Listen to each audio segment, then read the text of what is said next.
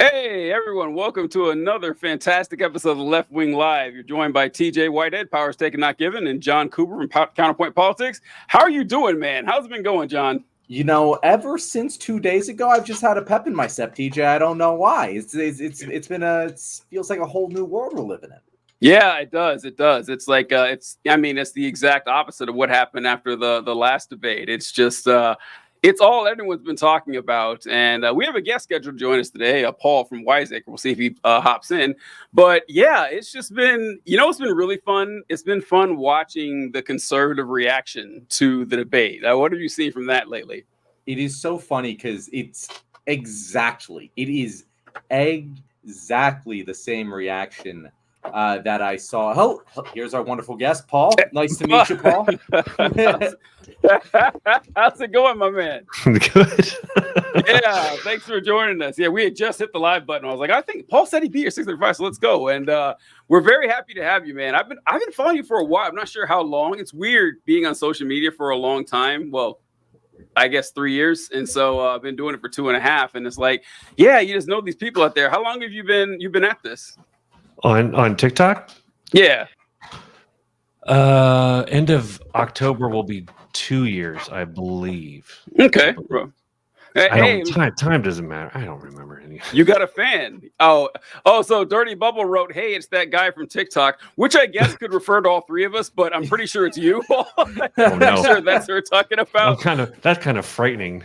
In fact, I thought that Dirty Bubble wrote, hey, it's that hot guy from TikTok. For some reason, I thought that's what he wrote there. But and then we'll all claim that that's us. Right? Exactly. Then we'd be jumping for it or whatever. So yeah, it's pretty fun. This is actually the primary reason. Well, not primary reason. It's quickly become the primary reason that John and I do the show, is that it's just so fun getting to collaborate with other creators and talk about these topics. It's pretty fun. So we really appreciate you joining us today. Thank you. Thanks for having me on. I'm honored and shocked at the same time. Oh, sure, man. Please. Yeah, please. Yeah. we are nobodies here. We have one sponsor, and I'm for Scott's Hamburgers. Scott's Hamburgers just randomly pops in. It's one burger joint in Oklahoma. So Scott starts somewhere, right, guys? Yeah, I forgot the name of the city. Wish I could remember the name of the city in Oklahoma. Bixby, Oklahoma. Bixby, Oklahoma. Yeah. And so if you guys are in the Bixby, Oklahoma area, please stop by and support Scott's Burgers. We appreciate them very much. So we were just talking about shock of all shocks, the debate and everything. We had just brought it up that what's been most interesting is the fact that we all seem a little bit more energetic afterward. And I love watching the right-wing reactions after this. Like, what have you seen from this, Paul, so far with the right-wingers? As everything with them, it's heads they win, tails you lose. It's the same. I mean, it was rigged before it started. Therefore, they have their out. And it's funny. It's funny that she was getting fed all the information, which seems to indicate that they think that he lost, but they're saying that he won. And now he won't do another debate with her, even though he says that he won. Like, it's all just so convoluted and, well, typical. Yeah. And they're very mad. They're very, very, very mad. You can tell that they know they lost and they don't want to admit it because they sound exactly like the Biden defenders sounded after the Biden debate. Like, they're saying the same sort of things. And I've just been noticing it. I've just been like, yeah, no, it's the same exact thing. They're blaming them on anytime someone's blaming the refs. Like, if you're a sports fan, you know this. Oh, yeah. When your opponent is blaming the refs, they know they're losing. Yeah. Like, this is exactly what you know. And that's exactly what happened. And we'll get to talk about, whether they were biased or not. They clearly weren't. But the reaction of just blame the refs. Oh, she got the answers beforehand. Oh, like, that was one of my favorites. Like, oh, Kamala must have gotten the answers the questions beforehand, which is like, A, just admitting that she's kicking ass, and B, they're the easiest questions that a toddler could have seen coming. Usually they even like pepper in one kitchen sink question that no one saw coming just for the sake of novelty. They asked every single standard question: abortion, the economy, immigration, foreign wars. Like anyone could have seen this coming. TJ, you are definitely muted. So I said January 6th may have been like, and that's not even a wild card. I mean, it's like like Trump hasn't spent the last 4 years talking about January 6th, which the question he flubbed worse than any other. Like in a long series of F-ups, that was absolutely the worst. Well, not the worst one. The worst one was the dog one, obviously. We'll get to that. But yeah, it is funny. I love that thing that the right wings are saying too, John's like, oh, they must have fed Kamala Harris the question. How could she ever have predicted what is your stance on immigration? I mean, well, come on. It's like it's been pretty embarrassing. But I do love watching the right wing reaction. And if you guys will permit me, I would like to share my favorite one. And do you guys know who Stephen Miller is by any chance? Yeah. So unfortunately, I know, right? For anyone unfamiliar with Stephen Miller is by far the most ghoulish member of the Trump crew. Like he seems like a person pretending to be a man, just like a creepy, just the way he's always so stiff and the way his mouth always moves like this. It's very odd. It's like uncanny valley levels of strangeness with this guy. He's the closest a human being has ever come to like both physically and just symbolically representing a snake. Like that is, he looks and acts like a snake. That's a great way to put it. He's just got that punchable face. You just look at him like it just. Yeah, he's like if the biggest nerd in your school was a vile racist asshole. That's what Stephen Miller kind of looks like to me. Yeah. All right, so they were asking him his thoughts about the debate, and this is in particular about the Venezuelan immigration. So people are saying that Venezuelan gangs are taking over the United States, and he's questioned about this. Let's see what he has to say. What will happen? All these Day one. all these criminal migrants that have been flooded in the country are going to be the first to get thrown out of here. I mean, you've seen case after case, these heartbreaking tragedies. Those ones are going to get found and deported first. And look at this Venezuelan gang. You have a Venezuelan gang that is taking over entire apartment buildings in Aurora, Colorado, and that's responsible, by the way, for some of the most heinous crimes that have happened all over the United States. The crime rate in Venezuela is down, I believe, a little bit over 60%. Over the last several years. Are you trusting the official figures from the Venezuelan dictatorship? Let's put it this way. If you're a dictator of a poor country with a high crime rate, wouldn't you send your criminals to our open border? That wasn't my question. Are you trusting the figures of the dictatorships? Those are Maduro numbers.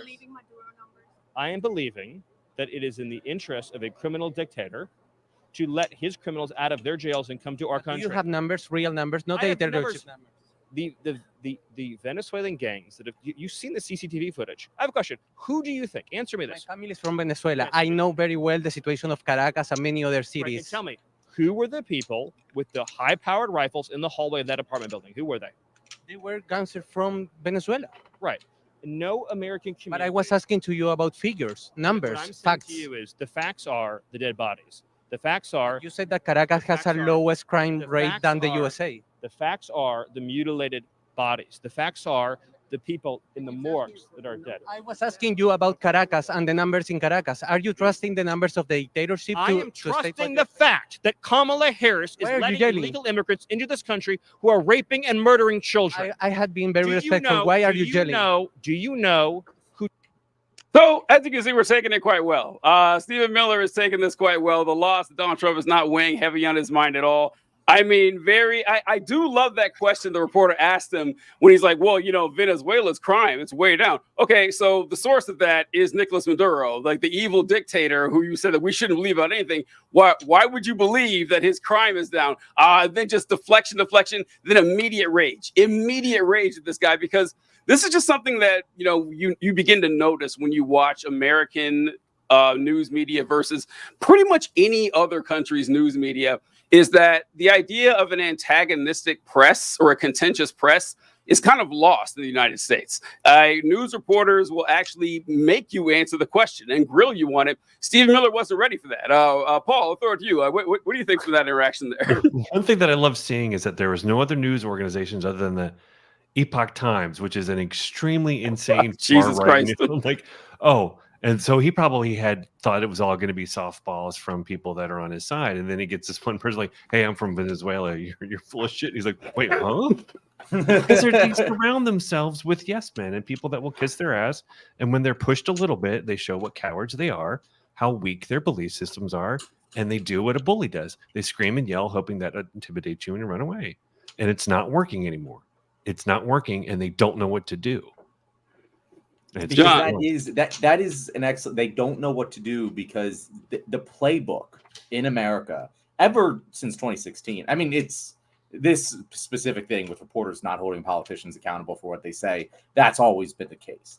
But since 2016, with Trump specifically, what he broke is that he just gamed that system, and he's like the press is so scared of appearing biased that they're going to try and play both sides equally, no matter how crazy I make it get. Like, and that is the exploit in the game that Donald Trump has been using for the past 8 years. It's very true. And so you see that there. As soon as someone in his crew was confronted and goddamn confronted by a minority. Oh my God. They just start just rage quitting. Like that's it. They're like, how dare you actually repeat this question? I already made it clear I wasn't going to answer it. And like, that's exactly the rage there. And it's the same thing that we're seeing like all across the Republican sphere. We're seeing people complain about the moderators, but I've noticed that not a single complaint actually is like, oh no, breakdown point by point. Kamala Harris lied more than Donald Trump and therefore should have had more fact checks. It's just, oh, there were more fact checks for Donald Trump. And then the way they turned that fact check, like that's one thing that really annoys me is the pedantic nature of the fact check, because they will somehow try to equate saying a number wrong with making up a complete story that isn't real, as if they have the same amount of wrongness to them, and they do not. They did it with Biden too, but with Trump, because of his insanity in comparison to, well, that number was a little bit too high for what was really true. Like, oh no, but was the overall subject matter true? Oh yeah, no, that's all right. But it was like she rounded up from 46% to 50%. I think that's one thing that they picked on. Like, but Donald Trump made up completely whole cloth, absolute things that aren't happening, whether it's after birth abortions, migrants eating pets. It's just it whitewash. It gives excuse to the right wing to be like, well, they're all lying. It's both sides do it. So blah, like, well, there's a big difference. Yeah. Like you can always tell when someone's a right winger whenever they throw out well, I think both sides are bad. Whenever you just bring up an obvious, like cartoonishly villainous action by the Republican Party. That was one of the responses I kept seeing is America lost this debate. Yep. He's like, no, that's exactly what the Democrats were saying after the last one. And that's how you fucking know they lost. Yep. Yeah. And John, you're right. It has been interesting seeing the honest Republicans from the delusional / willfully ignorant ones, because the same thing happened with us when we saw the Biden debate in real time here on the left wing, and we said that was a shit show, that was terrible.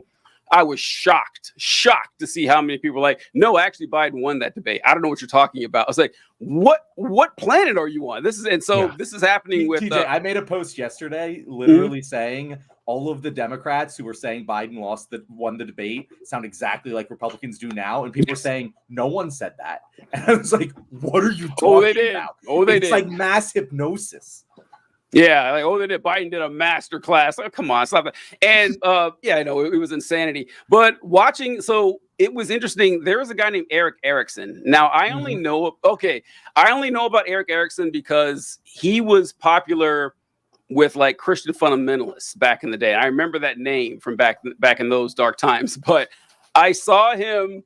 He tweeted this amazing post where it said that, you morons, you guys shared that stupid cat story and you made Trump pick it up. Now he's going to be talking about it for the next few days. It's going to dominate the news cycle. It's like, what do you mean? Like, that just means Trump's an idiot. You can't blame like the regular people for spreading bullshit. And yeah, I mean, you can for spreading bullshit. That's bad. But the fact that Trump brought it up in the debate is his fault and no one else's. That's just, oh, go ahead, Paul. And the fact that the moderators were already prepared to debunk it because they knew he wouldn't be able to stay away from it. It had to do with immigration. Yeah, I think John brought that up last time, is that they had ready-made. It's like they didn't have to check shit. They already knew this stuff. Already reached out to the town's manager. Yeah. And all of the right wings like, well, they were prepared. I'm like, because Donald Trump is a dumb stump who doesn't say anything different ever. Listen to, like, I put myself through the torture of watching his rallies to edit it down to make him look like the idiot he is, but he says the same thing every single time. It's not rocket science to figure out what he's going to talk about to be prepared to debunk it. Well, Paul, you say that, but I remember when Biden lost, I heard many people say that, look, it's not possible to defeat Donald Trump in a debate because he just rattles off and lies all the time. And they said that with Hillary, too. It could possibly beat him in a debate. And it's like, yeah, but Hillary Clinton beat him in debates. Biden beat him in debates. And so, yeah, I hate that people have given Trump this. Now, and look, that's true for the Republican Party. Like Donald Trump would never, ever lose a debate in the Republican Party, primarily because he's rich. And if you're the richest Republican on the stage, you're going to get the votes. That's just going to happen. And he's the only entertaining Republican that's ever been born. So, yeah, he's going to steamroll through that. And the voting base for the Republican primaries are just like the most incredulous conspiratorial rubes imaginable. Of course, he's going to get those votes. But once you submit yourself to the actual general population, that shit's not going to work. No. I wanted to pull this up real quick. And this is I think we all agree that this is like the moment that Kamala Harris won the debate right here. And you guys, I'm pretty sure you're going to know what I'm talking about. Oh, I was going to. Oh, go ahead. I want to see what you're going to say. I want to see what you're going to show. Oh, here we go. No problem. And I'll tell you something. He's going to talk about immigration a lot tonight, even when it's not the subject that is being raised. And I'm going to actually do something really unusual. And I'm going to invite you to attend one of Donald Trump's rallies because it's a really interesting thing to watch. You will see during the course of his rallies, he talks about fictional characters like Hannibal Lecter. He will talk about windmills cause cancer. And what you will also notice is that people start leaving his rallies early out of exhaustion and boredom. And I will tell you, the one thing you will not hear him talk about is you. You will not hear him talk about your needs, your dreams, and your desires. And I'll tell you, I believe you deserve a president who actually puts you first. And I pledge to you that I will. Vice President Harris, thank you. President Trump, on that point, I want to get your response. Well, I would like to respond. Let me just ask, though, why did you try to kill that bill, and successfully so? That would have put thousands of additional agents and officers on the border. First, let me respond as to the rallies. She said people start leaving. People don't go to her rallies. There's no reason to go. And the people that do go, she's bussing them in and paying them to be there and then showing them in a different light. So she can't talk about that. People don't leave my rallies. We have the biggest rallies, the most incredible rallies in the history of politics. That's because people want to take their country back. Our country is being lost. We're a failing nation. And it happened 3.5 years ago. And what's going on here, you're going to end up in World War III, just to go into another subject. What they have done to our country by allowing these millions and millions of people to come into our country, and look at what's happening to the towns all over the United States. And a lot of towns don't want to talk. It's not going to be Aurora or Springfield. A lot of towns don't want to talk about it because they're so embarrassed by it. In Springfield, they're eating the dogs, the people that came in. They're eating the cats. They're eating the pets of the people that live there.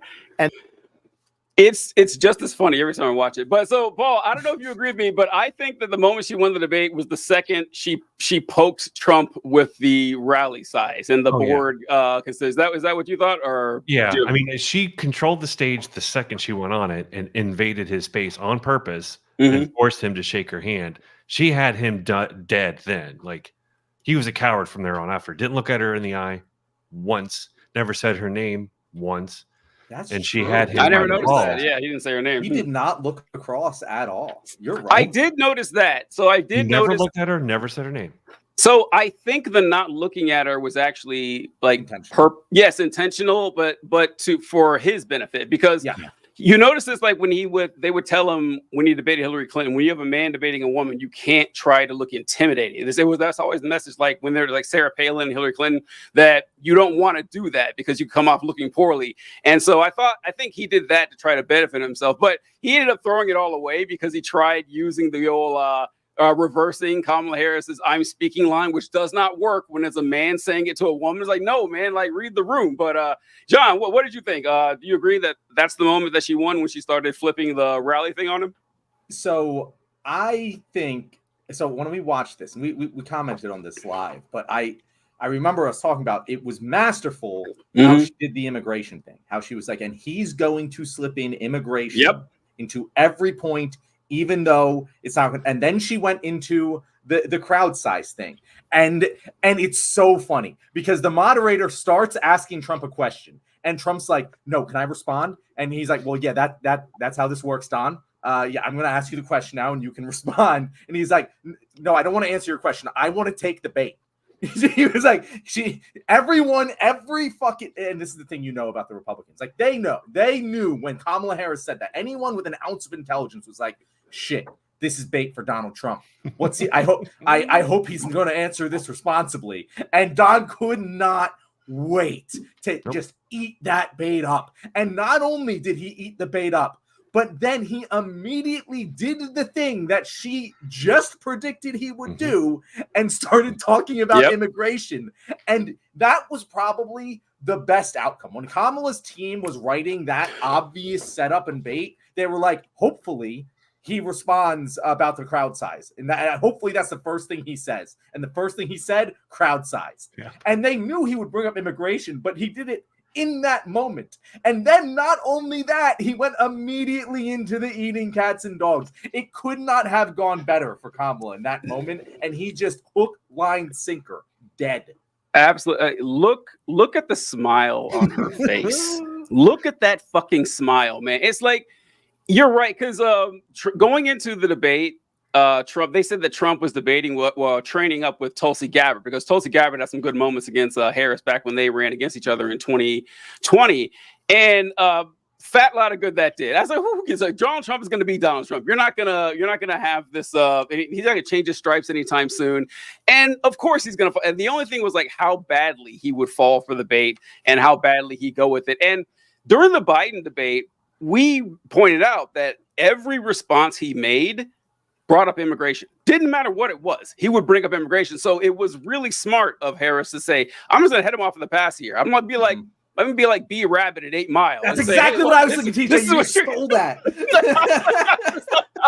That's exactly what I'm going to do.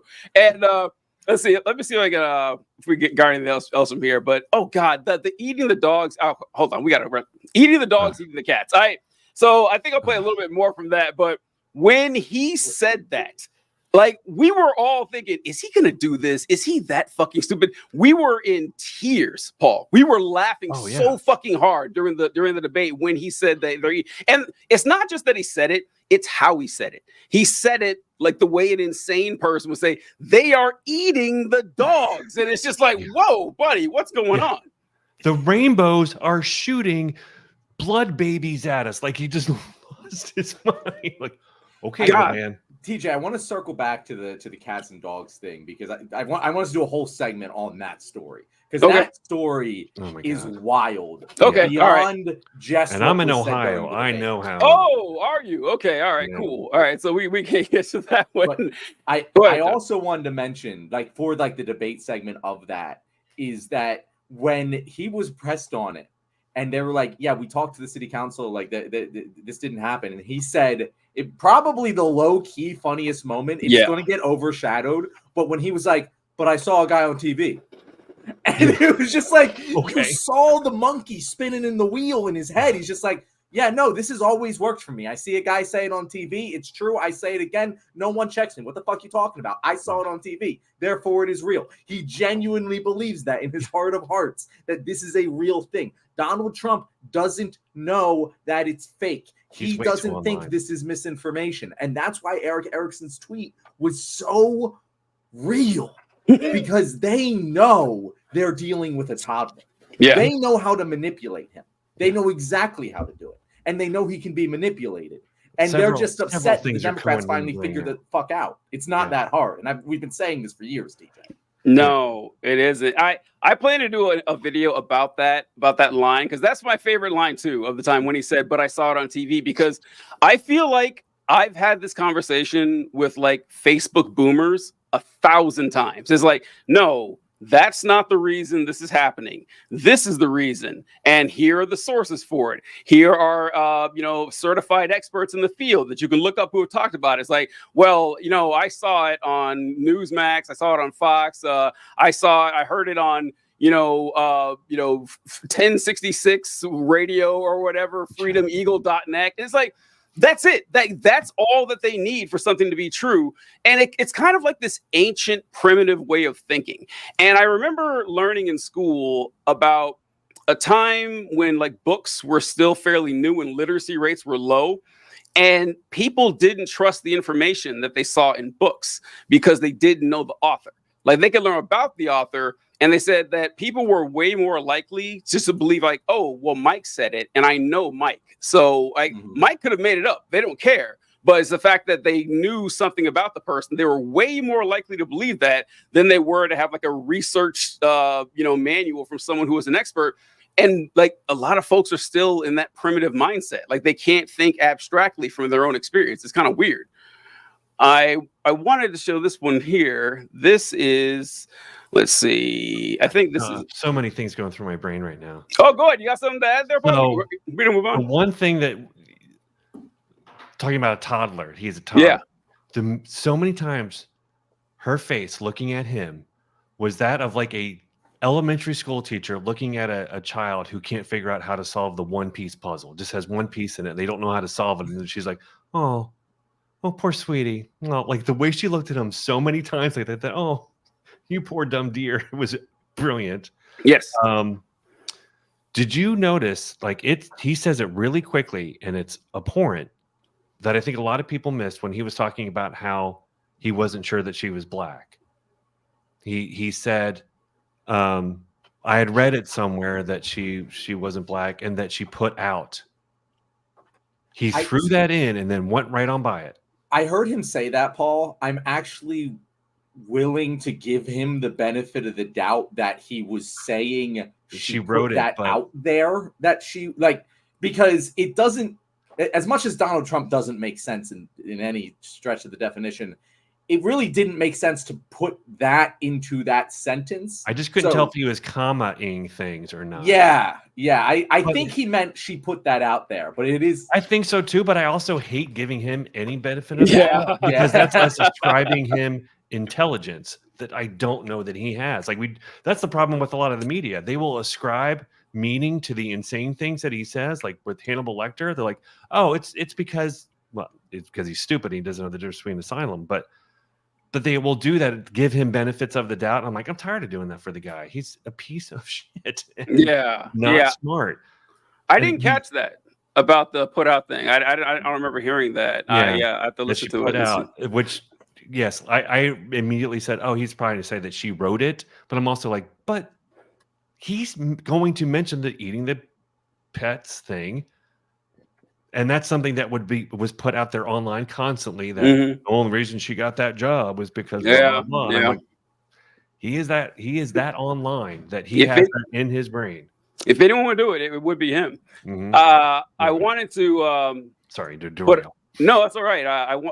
Real quick, now that you John, when you mentioned, or you guys both mentioned how he said I saw it on TV. Yeah, I saw another example of that. That was back when he first ran, and he was upset about the Iran nuclear deal. And he kept saying this over and over again. He says, and I saw they gave Iran, hundreds of millions of dollars. They had pallets full of cash. He would repeat cash 2 or 3 times and push on a plane. That never happened. There was never any cash given to Iran. And he said, I saw it on TV. He would say that all the time. And for anyone wondering, because the Iran nuclear deal did have financial incentives for Iran for hundreds of millions of dollars, but it was just unfreezing assets that we froze from Iran back in 1979, saying that if you play ball with us, we'll give you this money back. That's all it was. And they played ball, so we gave them, we unfroze their assets. It had nothing to do with taxpayers paying the Iranians. But all right, I wanted to go to the abortion one because I don't know if they have her actual abortion speech, because her abortion speech was a home run against Trump. It was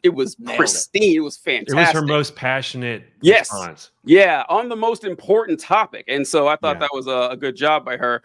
And I think this one, this is it. Let me see if I got the right one here.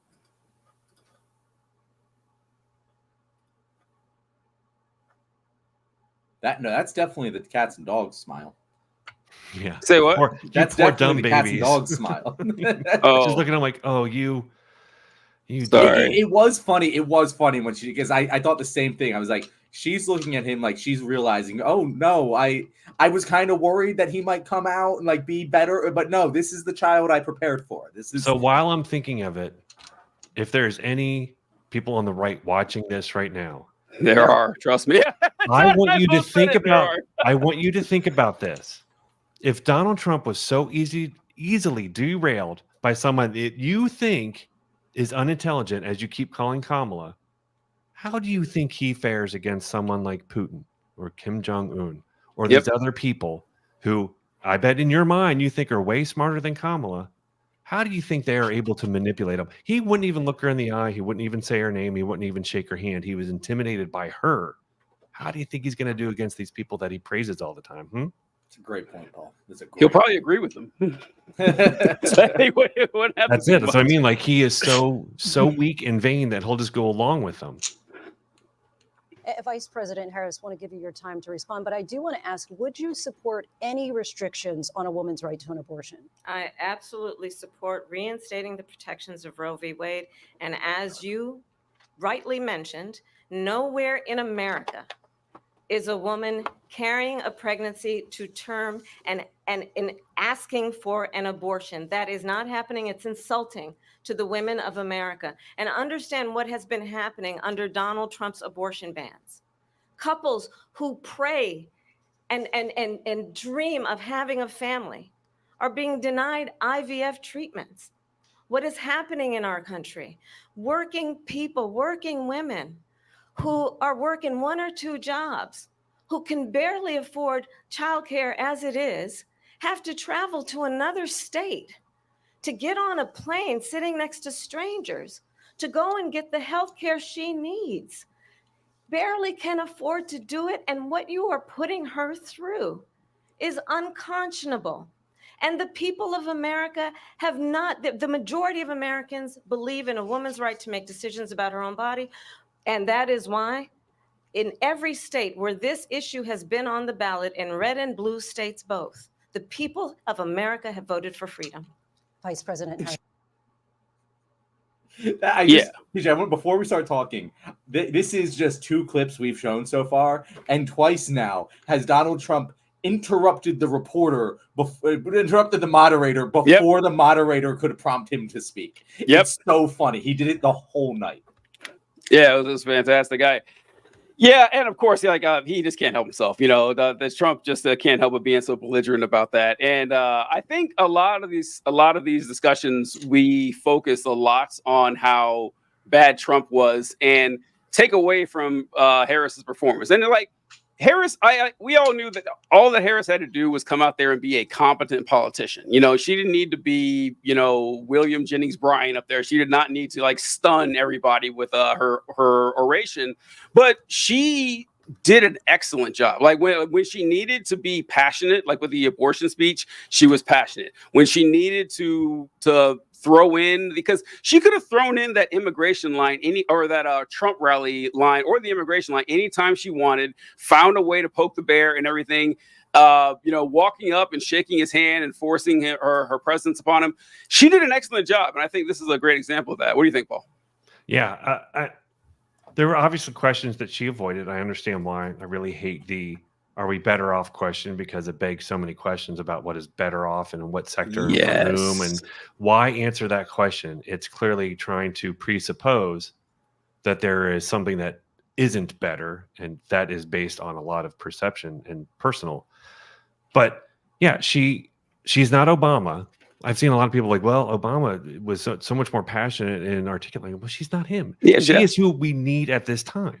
She is the candidate we need at this time. She is a woman of color who is, I assume, gone up against men like him her entire fucking life, who think that she is nothing, that she deserves nothing, that she has to work 15 times harder than they do just to get into a conversation with them. And one strike, they're out. And he is that man, and she knows exactly how to deal with him.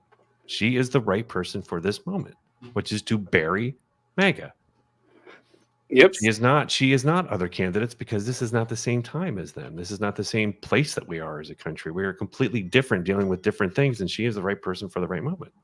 Speaking of comparing her to other candidates, I could not help but notice how much she learned from Hillary's failings. Mm-hmm. And we've talked about this before on the show, where like Hillary made the campaign about her being the first woman president, and Kamala, I don't think she's mentioned it a single time. And that is excellent. Very smart. You learn that lesson.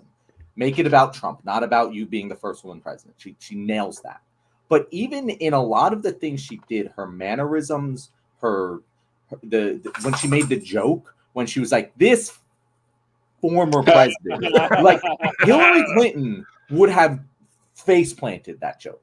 Absolutely. I would have, if I was her advisor and she suggested making that joke, I would have like told her to get on a plane and go somewhere else. But she landed that perfectly. When she was looking at him, like you mentioned, like with the teacher look, it worked. Like it didn't come off as this like condescending woman look. It just worked. It looked natural. And I've seen like conservatives try and attack it, but like she nailed the whole vibe.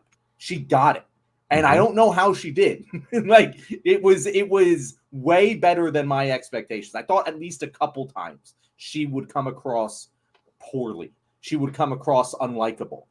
Not really a single fucking time did she have an unlikable moment. She hasn't missed at all since coming out of this. She has not missed. It is remarkable to watch. I think we don't appreciate it in the moment how absolutely insane that this is happening. And to the degree of its execution is, I would say, almost completely flawless. I mean, there might be some minor missteps, but compared to the amount of time that she has had to completely remake an entire party, but basically the party is like, please, thank God, we don't feel resigned to having to support a geriatric old man who cannot speak what's in his mind. Doesn't mean that it's not in his head. He just can't get out of his mouth. To be different, like she learned the lesson from Biden too. Like you said that she learned from Hillary, which is true, but she learned from Biden, which is to not keep focusing on the past. Talk about what they did, like always going back to what he did and what he did. She's like, nope, we're moving forward. You are the past. You are done. You are old. You are dragging us to a time we want to be for. I'm talking about moving us forward. And she did great with that. Yeah, we reference that too, because whenever Biden would talk, and he did in the debate as well, he likes to talk about, I'm the guy that put together NATO. I'm the guy that kept NATO together. It's like, buddy, there are 0 people voting on this. Why do you keep talking about it?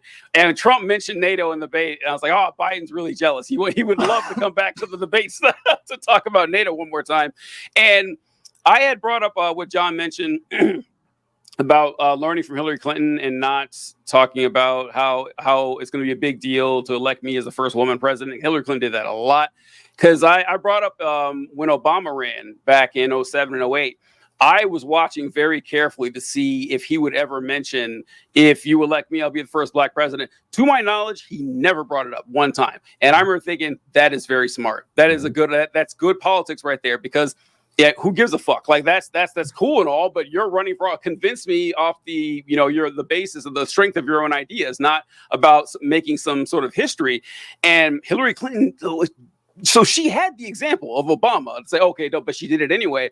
And it allowed, like, even the campaign slogan for the Clinton presidency was, I'm with her. That was the campaign slogan. Yeah. And I remember Donald Trump, he was talking about it. He says, it's really funny that her campaign slogan is, I'm with her. Because the way I see it, I'm with you, the American people. It's like, God damn it. That's good. That's good right there. And she walked right into it, stepped on that rake over and over again. And Harris learned from that. And also, I think that Kamala Harris has a unique quality of being a politician who's as close to a normal person as a politician can be. Like Bernie Sanders has this quality, and I hate to say Donald Trump has this quality. It's like where like normal ass people act like this all the time. And Kamala Harris doesn't seem to be a robot when she's on stage. Yeah, her laugh is, kind of goofy, but I have a goofy laugh. A lot of people do. And she reminds you of like your auntie that you'll see at a 4th of July, picnic or something, and even the joke telling, because John, you brought up about the Pokemon go to the polls thing, and an infamous line. Oh no, you brought up the jokes, but I was thinking about the Pokemon go to the polls, an infamous line from Clinton.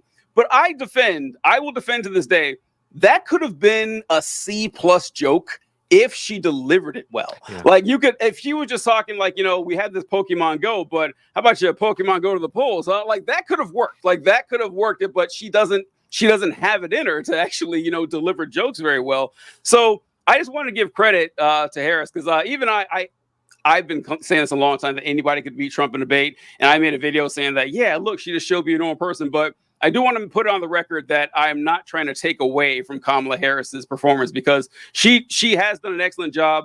Like you were saying, Paul, start to finish. All right, when Biden dropped out and Harris, was the nominee, easily could have fucked that up. Like, honestly, more likely than not that you would fuck that up, or that it would be impossible to consolidate the party that quickly. And she did a great job with that. Yeah. It's remarkable. It's remarkable that look at how much money she's raised from like donors that aren't super PACs and stuff like that. It's unbelievable. But yeah, like it's no surprise to me personally that Barack Obama and Kamala Harris both know I don't need to bring up who I am in terms of my race and gender, because there are going to be plenty of people who are going to do that as some sort of mark against me. I don't need to give them that ammunition, because they probably dealt with it their entire life. Why give the ammo that someone's going to use anyway? Which people who are like a Biden or a Hillary don't have that perspective, because they've already had all of the advantages that are on their side. So they don't think that way. Very true. I want to go to Donald Trump's response to the abortion issue, which was just as good, folks. I mean, come on, this guy. If anyone, no one knows more about abortion than him. But let's see what he has to say here. Because he got aborted that night. Oh, you know what? Paul, it's funny you say that. I was trying to think of what to title this live stream, and I was going to title it "Kamala Harris Aborts Donald Trump's Campaign." I thought that would have been, but it was too wordy, so I didn't go with it. But let's see what Trump's response here is. Vote to support the 6-week ban. Vice President Harris says that women shouldn't trust you on the issue of abortion because you've changed your position so many times. Therefore, why should they trust you? Well, the reason I'm doing that vote is because the plan is, as you know, the vote is, they have abortion in the 9th month. They even have, and you can look at the governor of West Virginia, the previous governor of West Virginia, not the current governor, who's doing an excellent job, but the governor before, he said the baby will be born and we will decide what to do with the baby. In other words, we'll execute the baby. And that's why I did that, because that predominates, because they're radical. The Democrats are radical in that. And her vice presidential pick, which I think is a horrible pick, by the way, for our country, because he is really out of it. But her vice presidential pick says abortion in the 9th month is absolutely fine. He also says execution after birth. It's execution, no longer abortion, because the baby is born, is okay. Take courage in doing it. And I give tremendous credit to those 6 justices. There is no state in this country where it is legal to kill a baby after it's born. And to the issue of... When she said that, I died laughing. Right? It's so funny. It's so funny. She does. But by the way, folks, that's infanticide is illegal in all 50 states and every territory in the union. But moving on to the next person. It was the Billy Madison, we are all dumber for having listened to. Yeah. So what were your thoughts on that, John? Trump's abortion stick there. What do you think? Yeah, so a couple of thoughts. One, you nailed it on the live stream. You immediately called out that it was the governor of Normal Virginia. Yes, I said Normal Virginia. That was impressive. That was because I did not recognize that. And for anyone who's wondering, I literally just posted a video about this. on TikTok and Instagram at Counterpoint Politics for anyone who's interested. What he said, what they're talking about. I got you. Here you go. Okay, there you go. Northam. We're talking about Northam. Is that yeah. So it's funny. During the stream when he said that, I said, because I said it was normal Virginia, not West Virginia, which I shouldn't have said. Because I don't want to besmirch any of our grace. The first Virginia, but yeah. So I pulled this up too because I want to talk about this. This has been something that's bugged me for a very long time. But John, you can go ahead if you want to. Well, I was saying he was talking not about. First of all, post-birth abortion is a dumb term. It doesn't like abortion is defined as ending a pregnancy prematurely. If the pregnancy has ended by giving birth, an abortion definitionally cannot occur. So there's that. But what he was talking about there, what that governor was talking about, was palliative care for unviable births. When a child is born, and TJ's brought this up on the show before, please God, TJ, do not show the picture that you showed the other day. But like when a baby is born, sometimes they're not going to make it, guys. Yeah. It sucks. It's a fact of life. Mm-hmm. We don't have the technology to save all the babies that are born. And some of them are born with defects that make it so that they are not going to survive. And so what the governor was discussing was a bill which would have prohibited or would have forced doctors to give resuscitative care to babies, even if there was virtually no chance of their survival.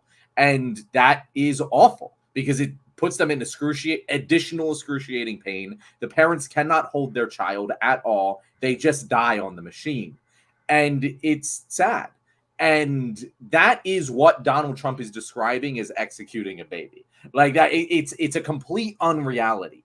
And he deserves to get fact-checked for that because it's not even a situation where he's saying the wrong number or something. He's making up something that simply does not exist. And he does that many times, but this is one of the most insidious ones that actually I don't think a lot of people, like I think when people hear him say millions of criminal immigrants are flooding the country, I think the average person doesn't believe that. They realize that that's ridiculous. I would argue that there's a lot of median voters out there who just kind of believe that Democrats allow post-birth abortions because Republicans keep saying it. And it really needs to be fact-checked hard because it's completely false. Yeah. What do you think of that, Bo? Do you guys get tagged from people who are your trolls in other videos because they want to try to make a point? I'm assuming that's common, right? Yeah, we had one join our live stream on Tuesday. We did. Yeah, that's right. One of John's super fans, apparently. I've done that too. We've done a live and had people come in and we talked about gun stuff and it actually turned out pretty well. But I had this guy kept tagging me on this girl. You might see it because it's recent. She did it in the last couple of days, where she apparently called Care Clinic in Bethesda, Maryland. Apparently, because what she says is like, I am calling Care Clinic in Bethesda, Maryland, and she just has her phone like this, and then she hits a button, and then it cuts, and then you hear, this is Bethesda Care Clinic. How may I help you? And she's like, I want to have an abortion, but I'm 9 months pregnant, and then cut, and then it has this person over the phone talking about what they're going to do for her to be able to, it's like, well, you deserve that right to end that pregnancy that you don't want. Like, it is clearly a friend that she called that is probably reading from a crisis pregnancy center script that talks about what, the horrible things that the left does to be. And everyone believed it. Like, they're like, this is why Donald Trump is right. This is what's happening. Because again, we saw it on TV. And like, we have to combat that because they will do things so simple as like, all you have to do is call your friend and tell them to sound like they're from this clinic and just everyone will believe it. Like, because I think you're right. I think they just believe that we don't care. We're like, you're the guys that sound like you don't care because you don't care about what someone's going through in their life, that has to be the awful fucking decision they have to make after carrying a pregnancy for 9 months. And they're like, oh, you just want to end. I'm like, sure, that's what they want to do. That is a sick fucking individual that no one would want to take claim of. And if it has to be done, it's for awful, awful, awful reasons. And they want to make someone go through that awfulness by forcing the pain and the discomfort and because there's defects, there's abnormalities where they're going to suffer because either they have no brain development or no brain that actually formed or no certain like lungs and other things. Like, They just want the pain and the suffering so that they can win for their cause. And it's horrifying that Yeah. they turned it into that. Yeah, and which is why I enjoy so much that Kamala Harris, or appreciate it so much that Kamala Harris said it's insulting. Like, it is insulting to say that, you know, these 9-month abortions or whatever, to the extent that they happen, it's literally less than 1% of abortions, because it only happens unplanned. It's always an emergency situation in which like we said, we talked about anencephaly, and Paul kind of mentioned it too, in which the fetus's skull does not develop. And there's half of their head is gone. That baby will die. 100% fatality rate. And if they catch this late in the pregnancy, like, okay, we're gonna go ahead and go through this. And of course they can if they want. But you know, you can understand why a lot of people would not want to, you know, go through carrying this fetus that you know will die. You absolutely know. And going to, you know, trying to keep it alive for a couple of weeks and go hundreds of thousands of dollars into that. No, I can see why they wouldn't want to resuscitate. With the Ralph Northam thing, I do think, though, that he didn't do himself any favors with the way he phrased this. And and honestly, it's hard to blame him because the question he got asked was fucking ridiculous. But this is what they were talking about here. And it's so Northam was giving a hypothetical example of what could happen if a mother whose fetus had severe deformities or otherwise wasn't viable requested an abortion while in labor. His comments came in response to a question about whether he supported state legislation that would have loosened restrictions on abortions later in pregnancy. Experts told the AP that abortions in the third trimester are extremely rare. Social media users are misrepresenting years-old comments Northam made about an abortion in Virginia. And they asked him, if a mother is in labor, no, wait, hold on. If a mother is in, wait a minute, where's the question? I have this clip popped up right now. Oh, you do? Okay, here we go. Because again, I literally made a video about this moments before coming on this show. Yeah, yeah. And this is from an account called Being Libertarian, by the way. Oh boy! And it's one of the ways that you can just know if a libertarian is being honest about their ideology or just a pack, because all libertarians should be pro-choice. Like, it's kind of definitional in libertarianism. But here's the response. Positions and the mothers and fathers that are involved. There are, you know, when we talk about third trimester abortions, these are done with the consent of obviously the mother, with the consent of the physicians, more than one physician, by the way. And it's done in cases where there may be severe deformities. There may be a fetus that's non-viable. So in this particular example, if a mother is in labor, I can tell you exactly what would happen. The infant would be delivered. The infant would be kept comfortable. The infant would be resuscitated if that's what the mother and the family desired. And then a discussion would ensue between the physicians and the mother. So I think this was really blown out of proportion. But again, we want the government not to be involved in these types of decisions. We want the decision to be made by the mothers and their providers. And this is why, Julie, that legislators, most of whom are men, by the way, shouldn't be telling a woman what she should and shouldn't be doing with her body. And so that is the answer that he gave. Which honestly, it like when you read it, it sounds bad. When you hear him say it, it sounds much better. He sounds like a physician, is what he sounds like. When you hear him say it, it sounds 1,000 times better than when it's read. It also helps to know that the question was fucking absurd. The question is, what if someone decides to have an abortion while they're in labor? Like, someone please tell me a scenario in which that's ever happened. Because like we mentioned before, because what right-wingers seem to think is that people are having these healthy fetuses at 10 months and they're going to say, all right, I want to abort it. If that were to ever happen, let's say someone actually came in and said, I wanted an abortion, and they were 10 months pregnant, the doctor would just induce the labor. That's what would happen. It would be a hell of a lot easier than anything else. The baby's got to come out one way or the other, and that's what would happen. And so he's, like I said, John was talking about, he's only mentioning about palliative care for severe, fetal abnormalities in which the fetus is going to die. It's just a matter of does it have a DNR? Like, are you going to keep resuscitating this this fetus or this baby that will die in a matter of minutes or days? And yeah, and you're right. Like, hearing it does sound a lot better than reading it, because of course he's not going to go back and say everything that they talked about beforehand. But the fact that the Republicans have tried using this over and over and over again, and John and I talked about this during the debate, that the Democrats don't go out of their way to actually explain this, because it does. Weird.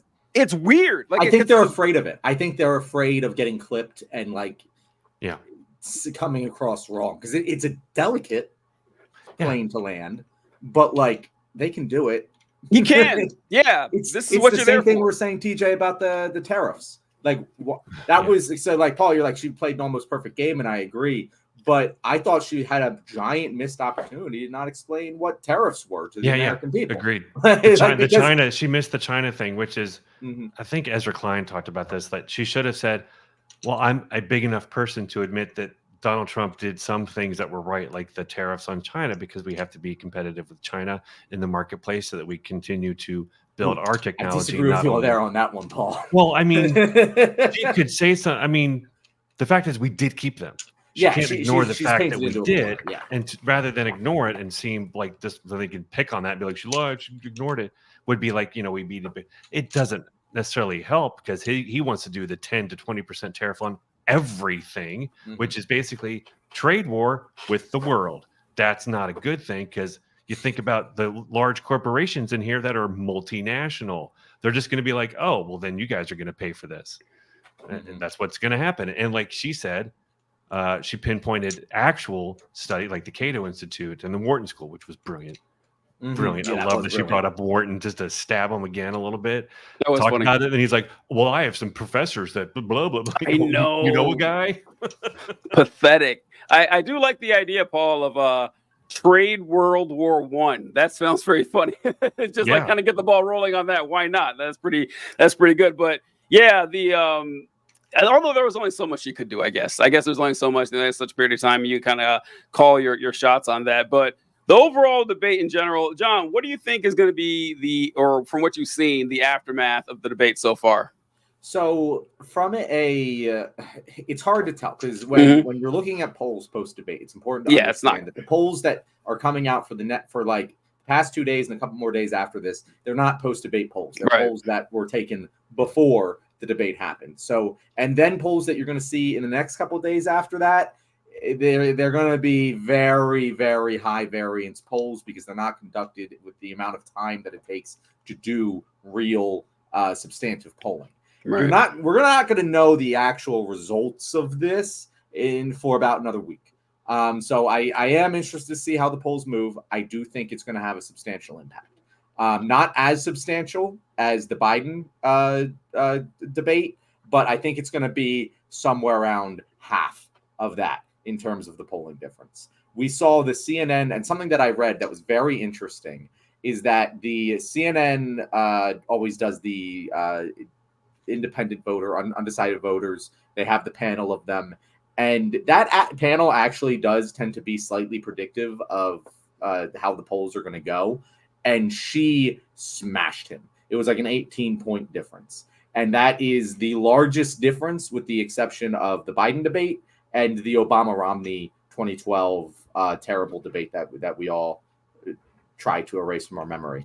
But like, that's how bad this was. And I do think that's going to reflect in the polls. I think that all of his worst tendencies were shown.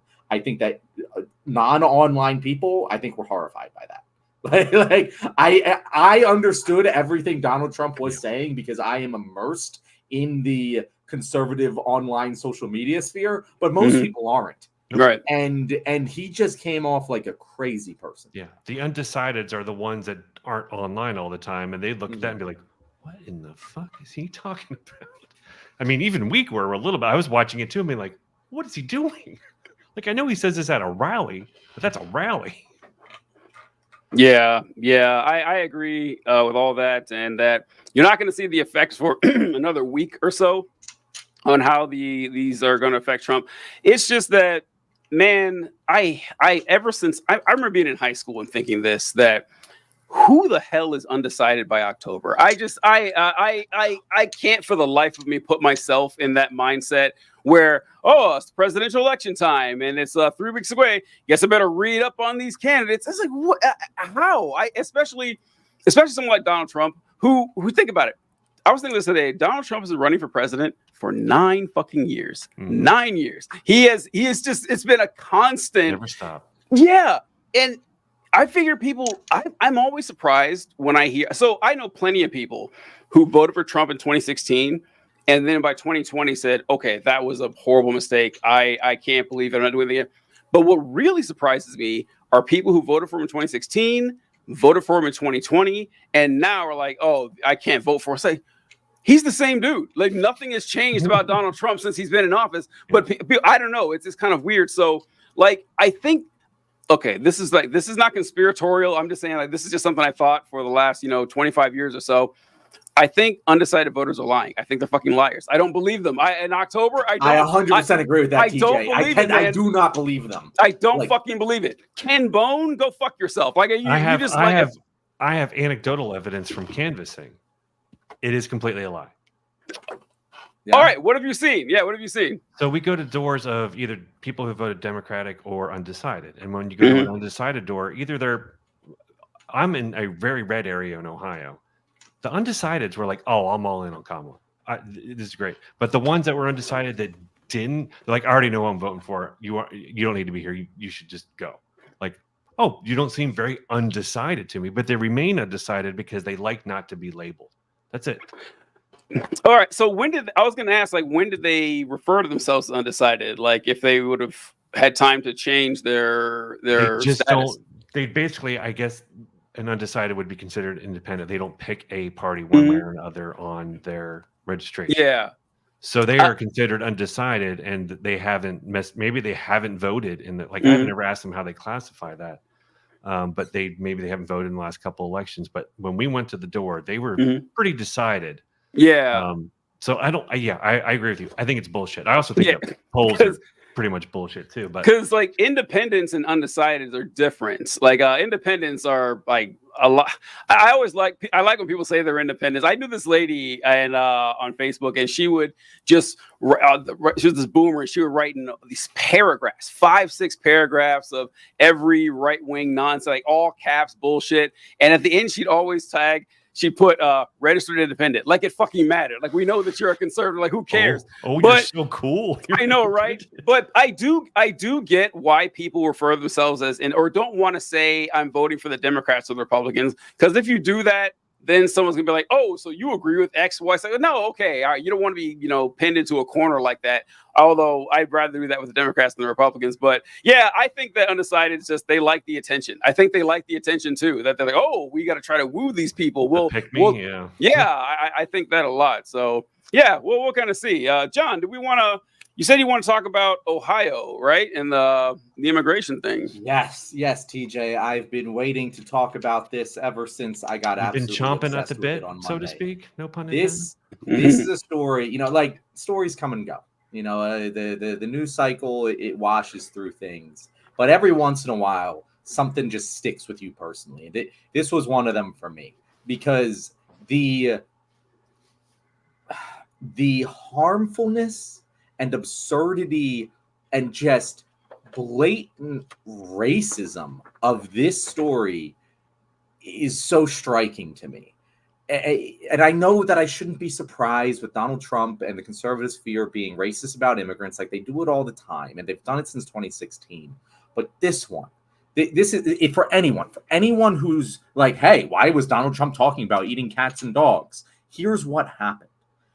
20,000 Haitian immigrants, legal Haitian immigrants. I want to emphasize that again, legal Haitian immigrants moved to this town in Ohio. This town was called Springfield, Ohio. That town was dying.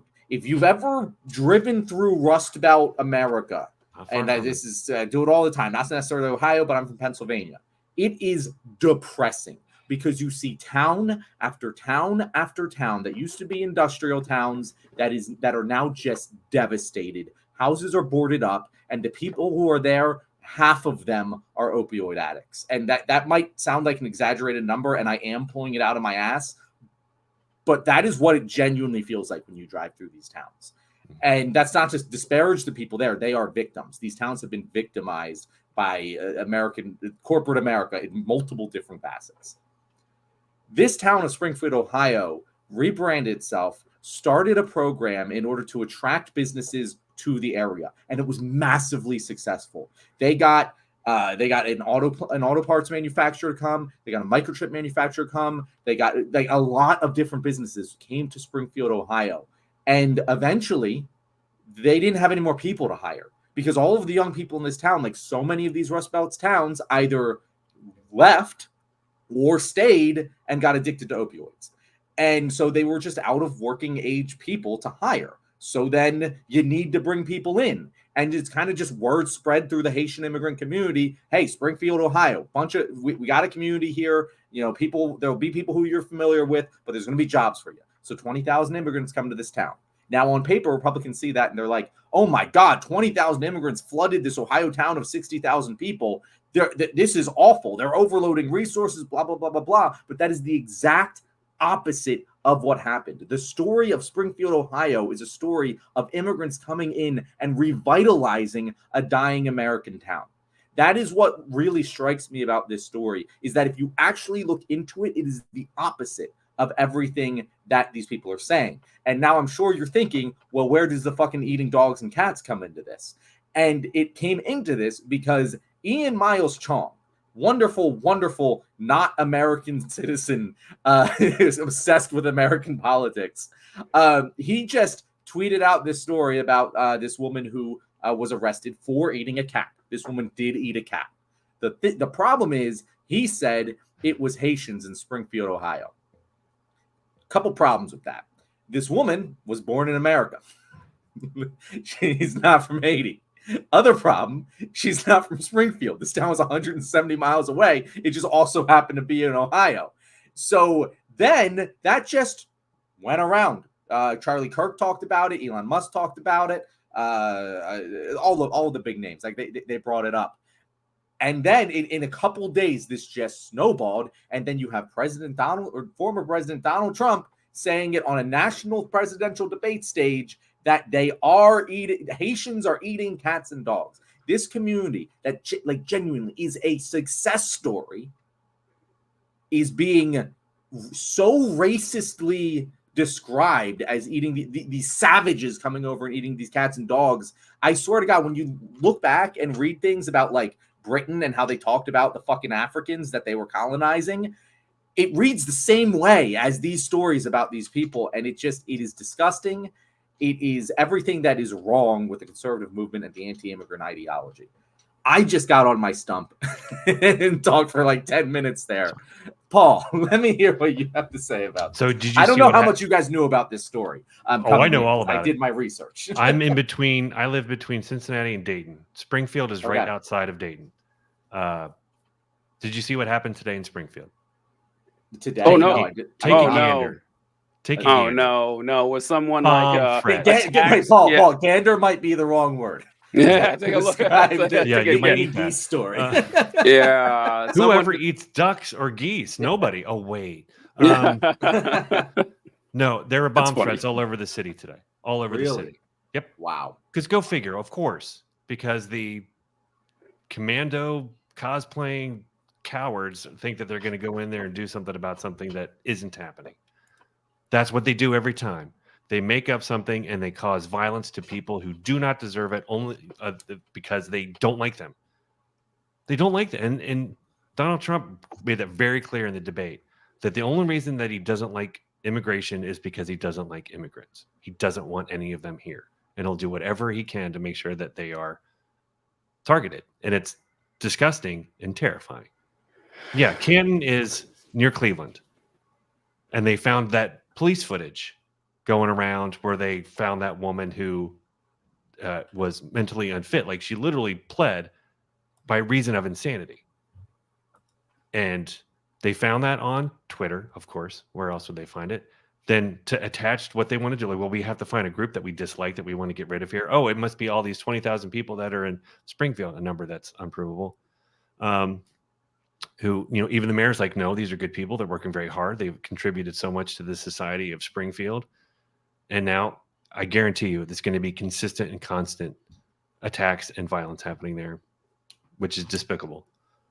Just despicable. I mean, even think about. Sorry, I'm gonna rant. Go for it. Yes, everyone gets one. Everyone gets one every show. What do they think the point of people coming to? So they think that people want to uproot their entire life, their entire family, spend all this money, all this time and effort to come to this country to immediately eat animals, pets, and kill people. For what purpose? Like, oh, I came here. I didn't want to go to jail right away. I don't and because I've had this in my comments, I'm sure you have too, if you'd said anything about it, that the government did it. The government paid for all of them to come here. Mm-hmm. And I'm like, do you mean the governor of Ohio? Because that's Mike DeWine and he's a Republican. Or do you mean the governor of Springfield? Because he's also a Republican. Or do you mean Joe Biden? Because what you're saying is that Joe Biden, who's already having some pretty low polling, wants to further damage his reputation by paying for bringing all of these people into this country to cause crime and hurt people to further just damage his reputation. That makes no goddamn sense. But Paul, it does in the mind of someone who's been listening to this bullshit from Donald Trump from the last 8 years. And this is why words are dangerous. Fox News for like 30 years. Exactly. When you just fearmonger and fearmonger and fearmonger, this seems like a reasonable story. If you actually believe that immigrants are terrible people and these millions of criminals, so much so many criminal immigrants are coming here that the world's crime rates are dropping. If you actually believe this shit,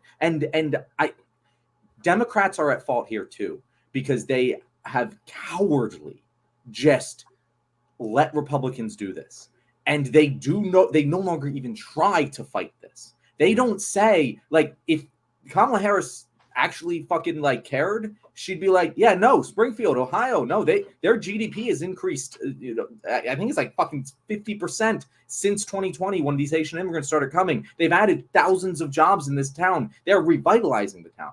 But I don't see any Democrats doing that. They don't push back on immigration anymore, and it's quite sad to me because no one's fighting for it. No, well, we're not talking about it in a realistic way. Like, they've taken the conversation away from, we need more judges, we need more lawyers, we need more money to put into the system that takes 1 to 3 years for someone to be vetted and processed to be able to come here legally, which I don't know if anyone knows about time. That's a long time. And of course they're going to be desperate because they're trying to get away from an area. Where are they going to live? How are they going to survive? They're trying to provide for their family, which impacts the communities like Springfield, enriches their communities, enriches their culture. Like, all of this stuff is good. I mean, all of us came here and, it's so mind-numbing that we're not having the real conversation. And like you said, I think Democrats are at fault for trying to avoid it because I don't think they know quite how to talk about it, because they don't want to admit to the grandiose things that the right says, but they also don't want to deal with the reality that we do have a problem. Like, I heard in 2020 when Biden was elected that immigration went from about 50,000 a week, was it, or something? Maybe a month, I can't remember, to 300,000. I mean, there's no denying that that's a drastic increase and a problem. But yeah, the problem with this is that Republicans or conservatives in general aren't honest about their feelings on immigration. Is that if you talk to them, what they'll often say is, listen, we're not against immigration. Now, this is a nation of immigrants. Immigrants have made this country great. We are against illegal immigration. And so you're like, okay, all right, I guess I can respect that decision. That stance makes sense to me. So how about we make the immigration process easier? Fuck no, not happening. Well, it would be legal then. Nope, sorry. And then you realize, okay, this, like what you said about this Haitian immigrant thing is a perfect example of this, because they're not even pretending they're illegal immigrants. I guess some of them may pretend. No, they're lying about it. They are lying about it and saying they're illegal. They're illegal immigrants. But yeah, it's not going to matter. It's like, oh yeah, they don't really care because I saw someone post something with this, and what they said about this attack on the Haitian immigrants in Springfield, Ohio, just out of fucking nowhere, by the way. It's like it's 15, 20,000 people.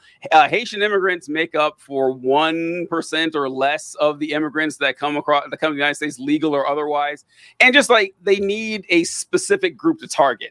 If it's Venezuelans, if it's Syrians, if it's usually Mexicans, and now it's Haitians. It's their turn on the ladder here.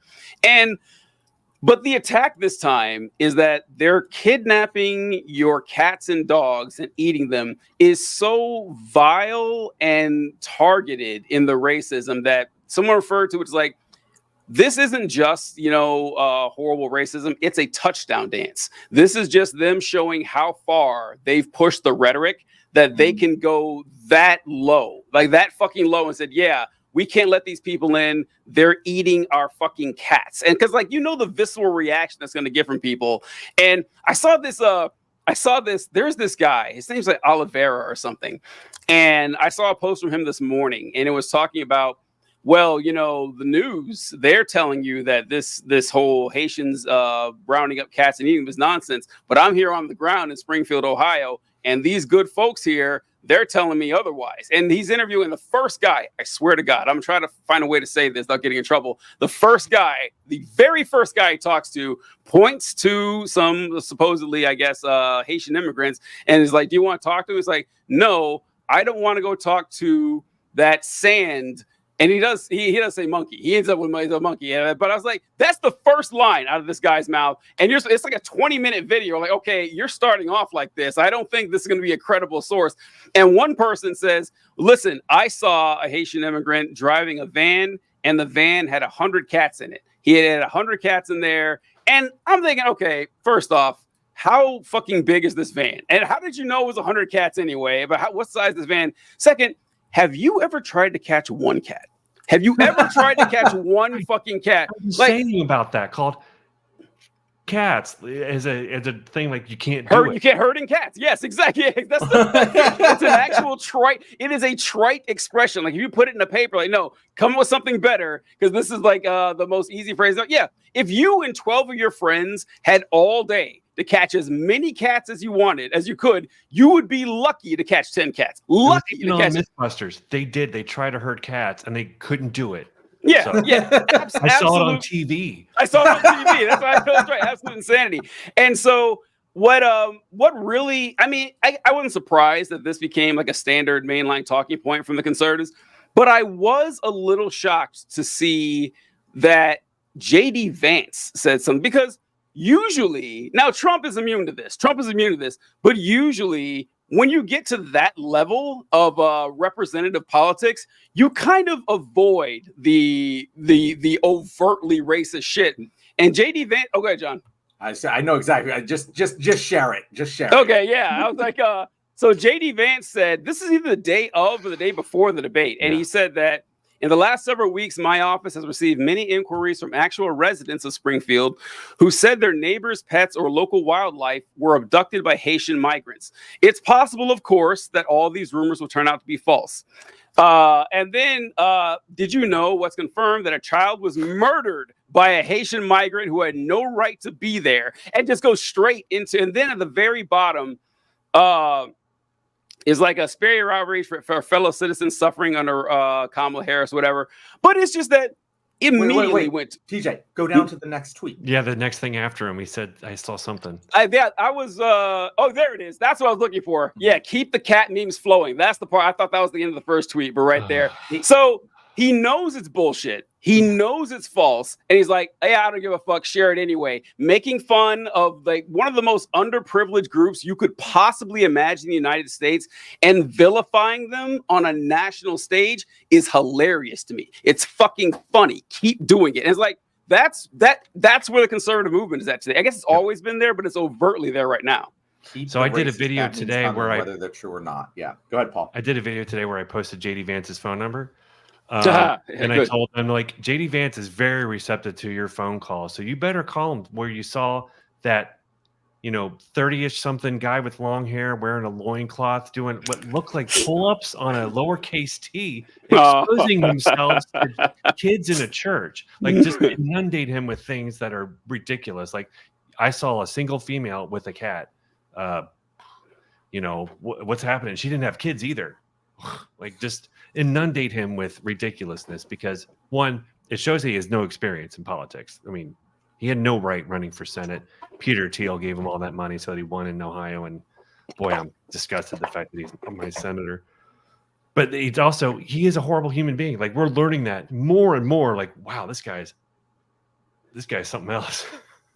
In the best way. But he doesn't talk to Donald Trump. So that's yeah. Donald did say that. I don't really talk to JD. I'm like, that was so funny. Oh man, I just Donald Trump has to be seething every fucking day that his kids or whoever talked him into picking JD Vance, because wow, what a fucking albatross around the neck of this campaign JD Vance has been. Because yeah, he's not only is he weird, no one can deny this, and he's just creepy and evil, like in the worst ways imaginable. Like he's like preternaturally repulsive to everybody who watches him. It's just wild shit. If you guys would permit me, I would love. TJ, before you do, I wanted to share one thing. Yeah. Because JD Vance, in that tweet, he mentioned a kid who was killed by a Haitian driver. And this Haitian driver he was driving without a license. Like, this is a real thing that happened. But this is the parents of the kid who was killed. Speaking about how Republicans have been using him as a political dead soldier. I saw. Yeah. Politicians, Bernie Moreno, Chip Roy, JD Vance, and Donald Trump. They have spoken my son's name and used his death for political gain. This needs to stop now.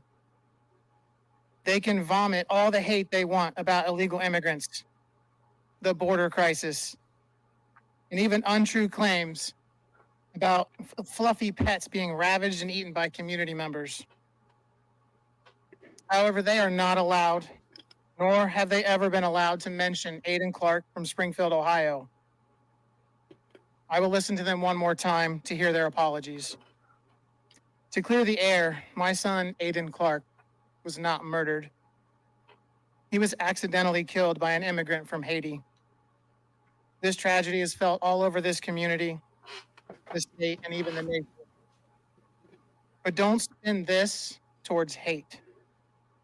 In order to live like Aiden, you need to accept everyone. Choose to shine, make the difference, lead the way, and be the inspiration. What many people in this community and state and nation are doing is the opposite of what you should be doing. Sure, we have our problems here in Springfield and in the U.S., but does Aiden Clark have anything to do with that? Did you know that an 11-year-old boy could be passionate about gardening, that he could haggle for a better price at a yard sale? Did you know that he researched different cultures to better appreciate and understand people that he interacted with? Did you know that one of the worst feelings in the world is to not be able to protect your child? Even worse, we can't even protect his memory when he's gone. Please stop the hate. I said to Aiden that I would try to make a difference in his honor. This is it. Live like Aiden. Thank you. And conservatives have shot down that man's throat. They've called him a race traitor. They called him all. And we're not talking about just random people. We're talking about people with large fucking followings.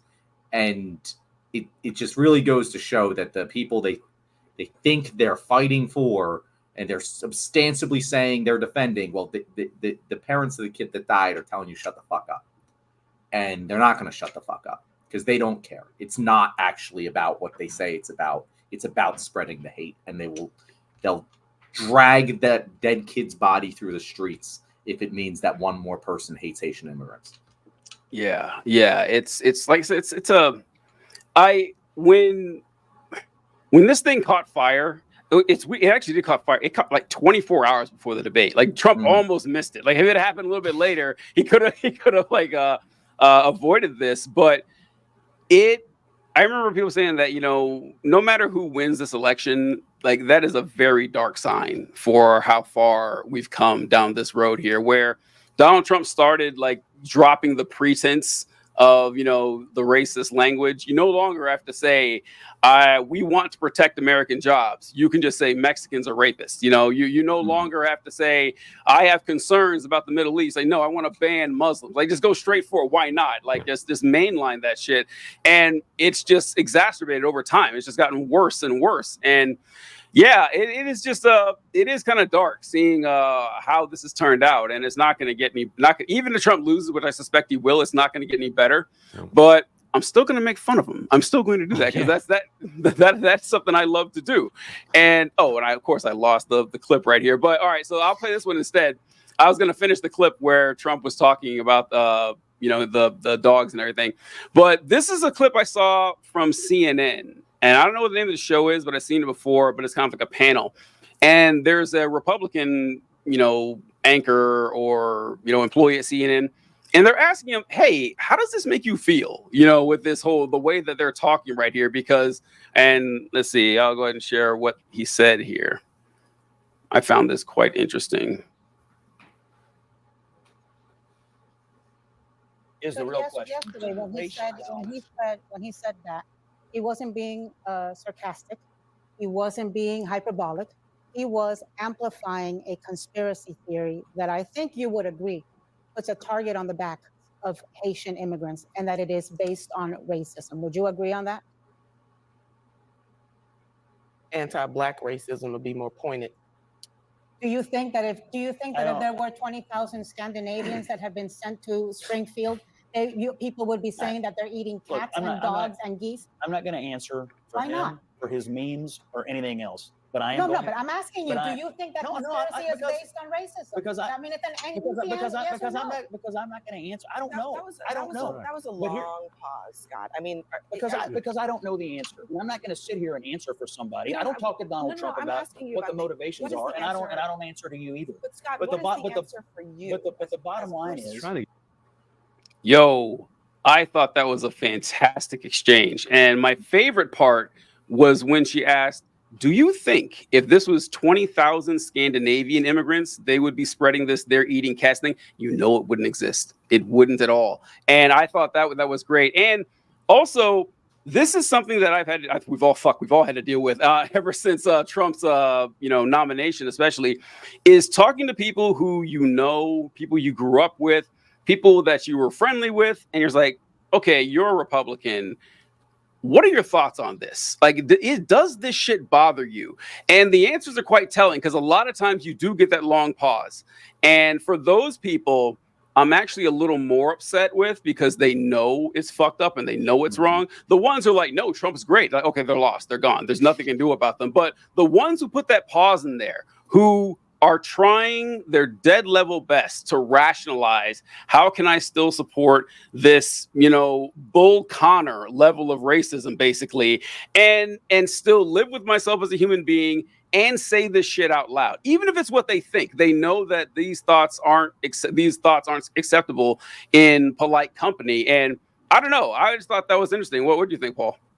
Yeah, they clearly are enabling him. Like, I mean, I feel the same way. Like, you know exactly who this man is, and you support him. You are responsible for this. To act like it's all in it, like, I don't know, I can't speak for him. Well, like, then you shouldn't vote for him if you're not going to try to defend what he does, or at least go against what he says, and they won't do any of it. They do it every single time. Every single time he says something, they're like, oh, I don't know, I'd have to look into it. I don't know, what did he say that? Oh, they always find ways out, excuses, or like, well, I'm not responsible for what he says. I'm like, you are, though. He represents you. You vote for him. What he says also reflects on you. So either push against it or don't. I mean, we try to do that on the left. I don't know that we're always great at it. We certainly have our issues with that as well, especially when you have a debate performance from someone and say that it was shitty, and they're like, no, it wasn't. It was great. But but yeah, they have to own this, and they won't. They never will. And you were saying earlier about the fact that even if he loses this election, we still have to deal with the things that he fomented, which is permission to go as far as they want with the worst things they want without any consequence from within. No shame within their own party, really. And that really is the crux of it, because you're right. Like, there are a substantial amount of Democrats who they were riding with Biden. Their entire worldview is Biden's right and anything he says is right. And if he says something I previously thought was wrong is right, well, that thing's right now. And that there are Democrats like that. Don't get me wrong. But that's the entire fucking Republican Party. Mm-hmm. It's every single one of them. I've actually been waiting for a Ben Shapiro or someone to be the first to break. And I thought that this debate might have done it, because there's so many moments during this debate where you just have to come to Jesus and be like, yeah, he just said he has a concept of a plan. Oh, we didn't even talk about that. Yeah, you're right. We didn't even, again, there's so many things that he said he knows this happened because he saw a man on TV said it. I'm telling you. She's got so many good commercials coming from this debate. There was substantial portions of the left who would call Joe Biden out for that shit. There are substantial portions of the left, like less substantial portions of the left, but there are still large portions of the left that call Kamala Harris out when she says bullshit. You know, that doesn't exist for Trump. You don't have major fucking influencers on the right. Forget about media pundits. You don't even have influencers on the right who will call Donald Trump out on this bullshit. And it should be. I can't take you serious. If you tell me, yeah, no, I'm voting for Donald Trump because I think he's going to be better than the Democratic Party because I hate their policies and everything. Fine. That's a legitimate argument. Yep.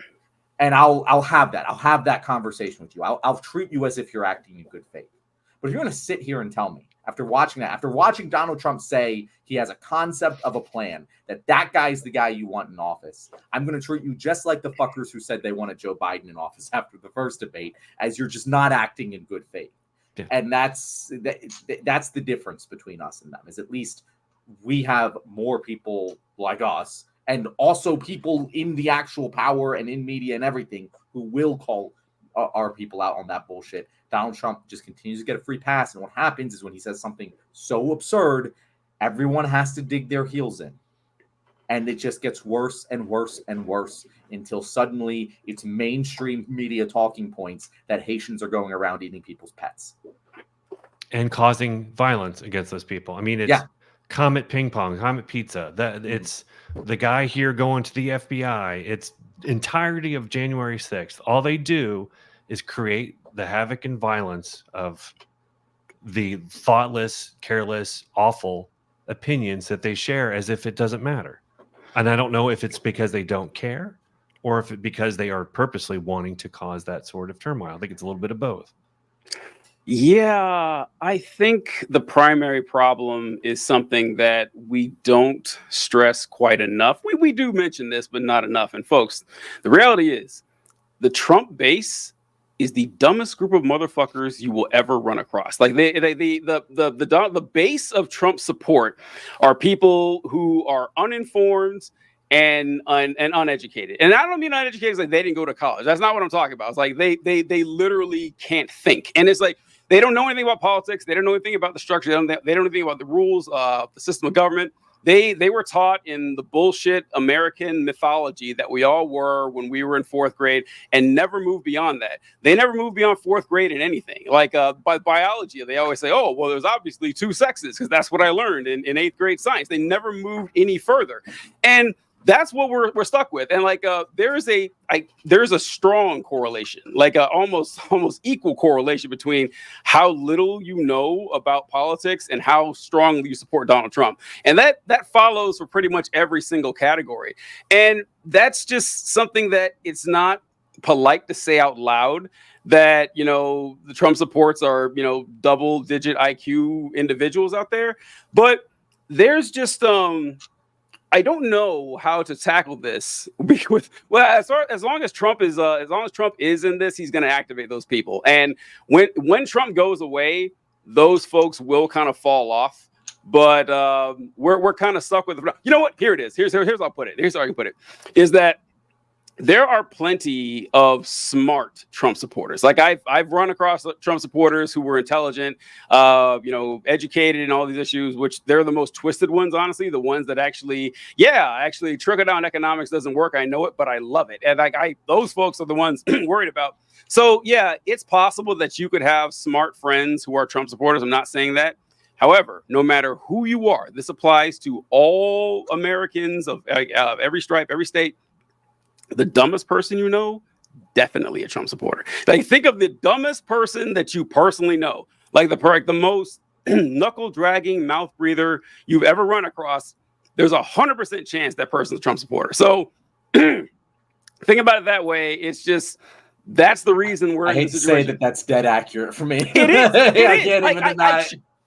I challenge anyone. I challenge anyone to think about the dumbest person they know, the person who's the least informed, the least intelligent, I'm not going to try not be able to be mean now, but the dumbest person you know is like, oh, this Trump guy makes a lot of sense. You will never, ever run across like a goddamn simpleton, the dumbest person, like that Ilhan Omar, she's got some great ideas. It'll never happen. It will never fucking happen. It's like, this is what, like, it's annoying that conservatives, like, they say, oh, you know, you lefties, you look down on us. Yeah, of course we do. Of course we do. We know more than you guys. It's like, you were born, we're part of the same. He said he has a concept of a plan, and you're just going with that. And then it's coming really soon. Look up to that. It's always coming down the road. 2 weeks. Yeah, really soon. It's so years. They don't know an obvious con man when they see one, and no matter how much you tell them, they're not going to. And it's just, it gets exhausting. That's all I want to say. It gets exhausting. Try that sometime. And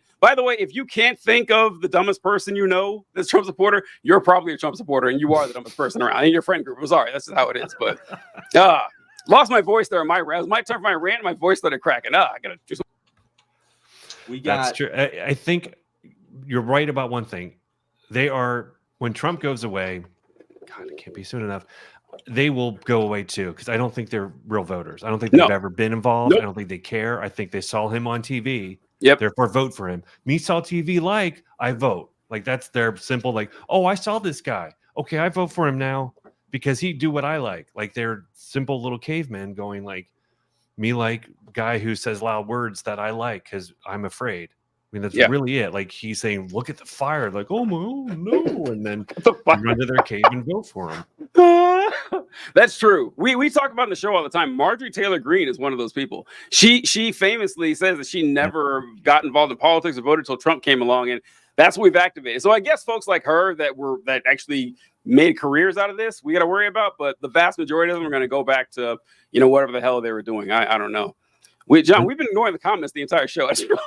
We didn't acknowledge one. You're right. We haven't. I did want to acknowledge Kyle's comment. Has anyone else noticed that the only time Trump is in a photo with more than one black person is that's when it's AI generated? And it's so true. There's so many AI images of fucking Donald Trump. It's weird. It's so weird.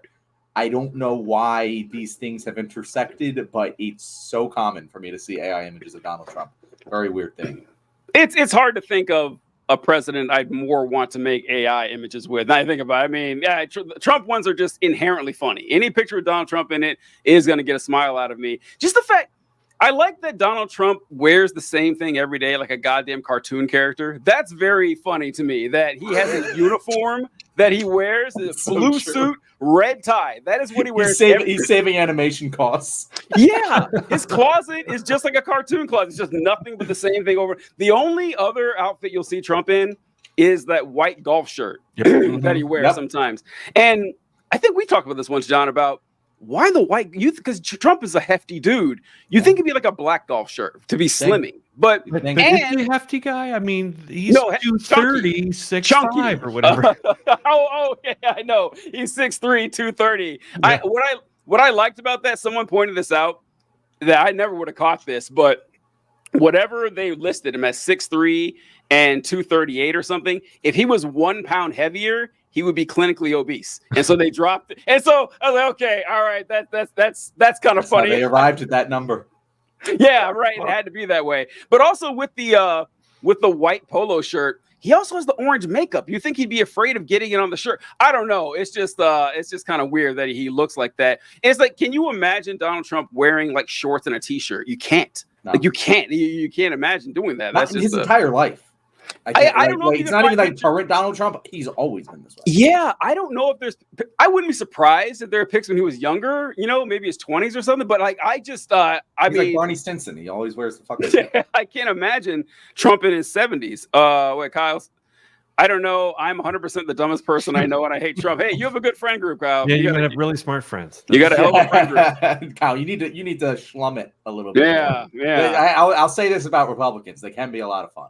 They know how to have a good time. Paul, we talk about this all the time. That there's a few things the Republicans have taken away or have kind of like adopted as part of being under their tent. That's unfortunate. And one is the American flag. And, church and stuff, like stuff that you asked me, my opinion of it, like, being a flag waving idiot. Okay, that's kind of weird. Church, I think is responsible for a lot of the magical thinking that you guys had mentioned that, being primed to believe nonsense for no good reason. Like religion does that to folks. But look, it's not going anywhere. Okay. And most Democrats and most lefties are religious. So we're going to need that. But the one thing that they've stolen away from us that I hate the most is fun. They've taken fun, man. And a lot of it is unavoidable because, like, the example that I like to use is if we're buddies, we've been friends for 15 years and we're catching up. I don't want to have the conversation of, hey, man, that word's a bit problematic. That word we've been using our entire lives. I don't want to have it. You don't want to have it. It can be kind of a downer. Republicans say whatever the fuck they want. They just say whatever they want to say, and they're having a lot of fun. So I do like that Harris and Waltz have adopted this joy thing of like happiness. Like, look, you don't need to be depressed and down all the time. It's okay to, show some sort of emotion and have fun with life because Republicans have stolen that away. And that's not necessary. That's not earned. I think we can get that back. I feel like they're losing any of their sense of humor. They're pretty. I mean, their convention was depressing. Yes, it's a good point. That's a great point. It was rage not is taking over everything. Yeah, and they're so mad at her for laughing and dancing, and they're so mad about emotion. They get mad at so many emotions, they don't like. Kamala Harris has proven to be like a kryptonite level threat to the Republicans. And yeah, like making fun of stuff that just confuses people. Like, why is she laughing? Why is she trying to claim her Indian mother and black father? What's up with that? Why did she say she worked at McDonald's when it's not on a professional resume? It's just like stuff that people are like, what is wrong with you? Why are you doing this? So, and then Tim sums it up perfectly. He's like, they're weird. Like, yeah. It's weird. Weird to be weirdly obsessed about. Why is she laughing like that? I don't know. Eddie Murphy had a weird laugh. You guys probably weren't mad about that. Yeah, it is some odd shit. Speaking of people being weird, before we run out of time here, oh my God, I did want to get to the last topic that we had, and we buried the lead, guys. We buried the lead because the debate was not the biggest news story that came out on Tuesday. It was clearly and obviously Taylor Swift's endorsement of Kamala Harris. And, there's things to be said about it. But did you guys see Elon Musk's tweet? Well, John, I've got a video for this. If okay. It's Dave Rubin. It's Dave Rubin. Dave Rubin. Dave Rubin's also very good. Dave Rubin. Dave Rubin, a red-blooded American through and through, taking millions of dollars of Russian cash to spread propaganda. But Dave Rubin has something to say about Taylor Swift's endorsement. So let's see what old Dave is bringing to the table. And then let's talk a little bit about how this fits into the pop culture part of this, because pop culture is a huge driver of the cultural narrative. Well, here's the tweet from Colin Rugg about the Taylor Swift thing, and we'll get back to it in a second. So as we referenced before, Taylor Swift endorses Kamala Harris on Instagram after the debate on ABC, proudly calls herself a childless cat lady. Elon Musk, who they hate, he saw that, and he wrote this: "Fine, Taylor, you win. I will give you a child and guard your cats with my life." So he's mocking, he's exposing the ridiculousness, right? It's like, Taylor Swift, you are a young, pretty girl. Do you know what the gang members from Venezuela do to young, pretty girls? It ain't pretty. So what do we have to do? We have to keep finding each other to whatever extent we can. We have to keep waking people up. It is the only chance we have in these remaining 60. All right, John, I'm sorry. What do you think? What do you think? So it's like a fucking Russian nesting doll of disgusting. Yes. Because the Elon tweet, because I saw that first, and I was it's hard to be taken aback by an Elon tweet, but I was just like, that's disgusting. That's Yes. fucking repulsive. And I don't say this to be like, oh, I'm an influencer trying to get clicks here. Like, I saw that and I was like, oh, like, I genuinely don't understand how anyone can see that tweet and be like, oh, that's a guy that is cool, that like is a good person that I look up to. Like, and I saw, because there's a really telling sequence of tweets. There's a guy, I cannot pronounce his last name. His first name's Armand. It's like some Polish guy, like Dawidski or something. He's a Twitter guy who I really like from San Francisco. But he quote tweeted this from Elon Musk and was like, "This is disgusting." And someone was like, I'm pretty sure he was joking. And then Elon Musk literally responded to that tweet and it was just like crying face emoji. And I was just like, do you guys think that the reason this is wrong is because we thought he was being serious and it wasn't a joke? No, the problem is he's joking about fucking raping her, just like Dave Rubin did. Like, it's not a joke. Like, it's like, how do we live in this world where these people just think that this is normal and okay and fine? It's crazy to me. Paul, what do you think? Do you disagree with everything John said, I imagine? No. Yeah, I'm all on board with Elon. I love his words, the beautiful words. God, the biggest welfare recipient in the country ever. No, I mean, I saw that too. And I'm like, just go ahead and say what you want to say about Venezuelans and what they like. He just skirts by it. I'm like, why do it anymore? We know exactly what you're saying. Just say it. Like, they are always towing the line of being horrible and disgusting, and we all know it. And it's soon going to be they're just going to say all of the things just out loud, all of the worst words that we're like, okay, we know that's in your head. But like, do they not know who her boyfriend is? Like, he would rip Elon to shreds in a second, and he would do it with a really great smile and be like, wow, you're a handsome man. They're just here. This is my theory, and I've said this for a while, is they don't know what to do with Taylor because she is their kind of, in their term, their kind of white rich girl.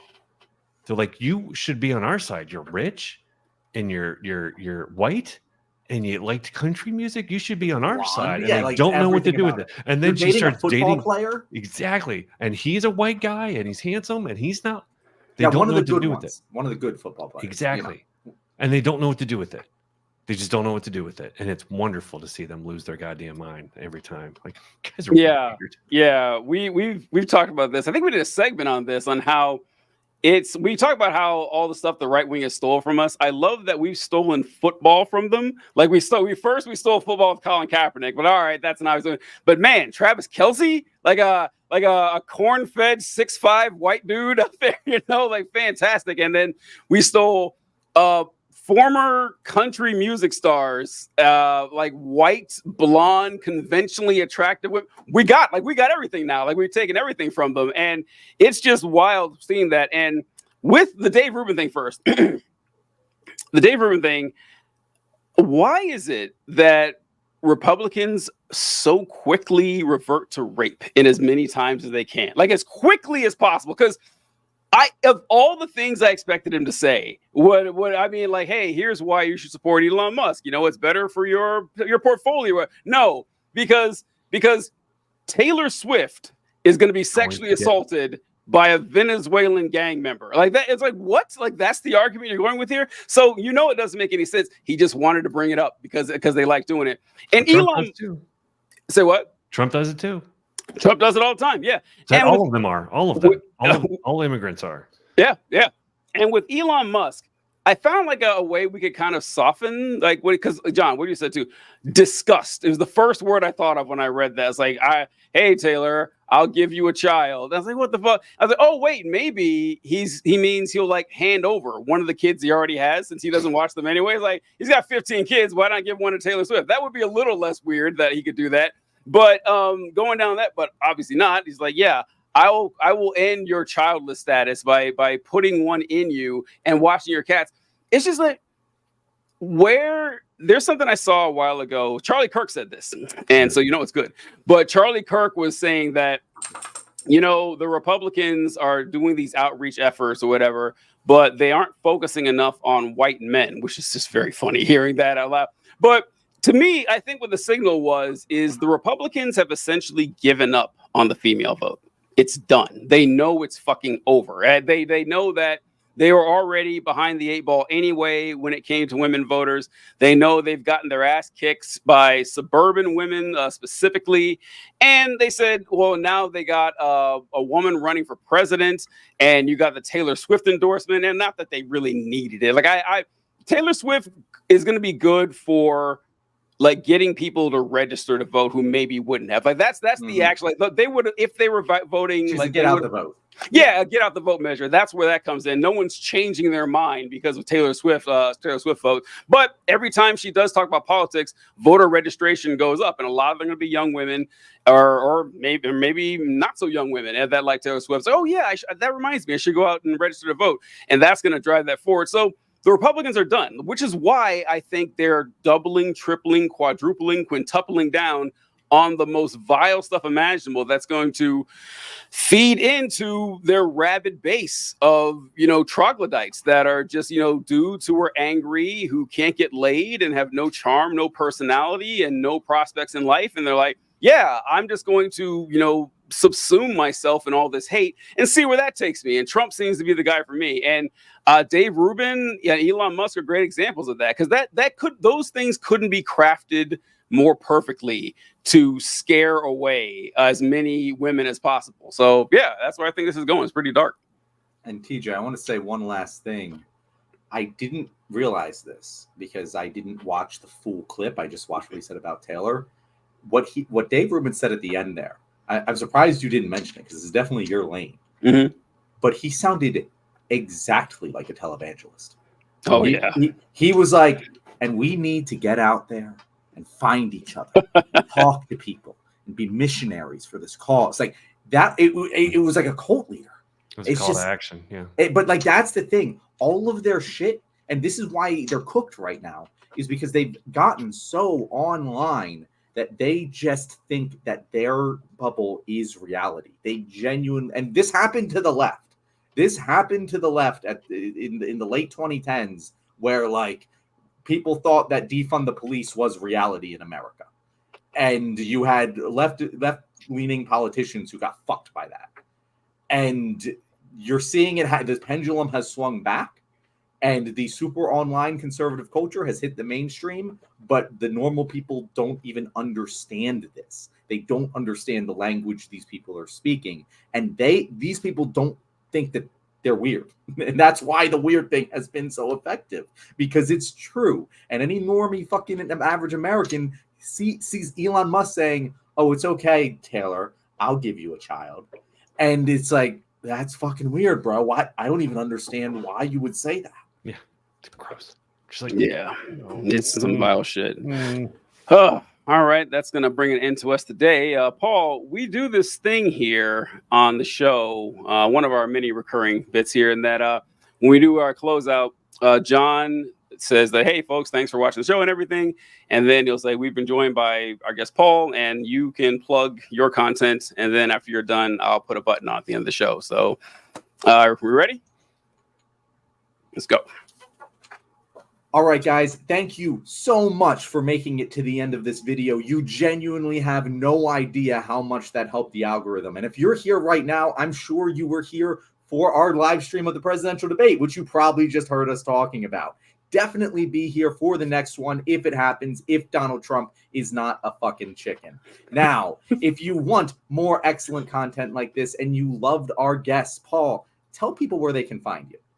I'm mostly going to be on TikTok, and you can find me at Wiseacre Design. And Wiseacre doesn't mean I am full of acres of wisdom. It means I'm a smart ass. So you can expect that kind of content. I love it. I love it. Thanks so much, folks. We really appreciate you guys are our favorite viewers. You're fantastic. We hope you appreciated Paul coming on and watching us all this time. Like with our show, we don't have a plan. We have concepts of a plan, and we seem to do it pretty well, I think. So we really appreciate it. We'll catch you guys later. All right.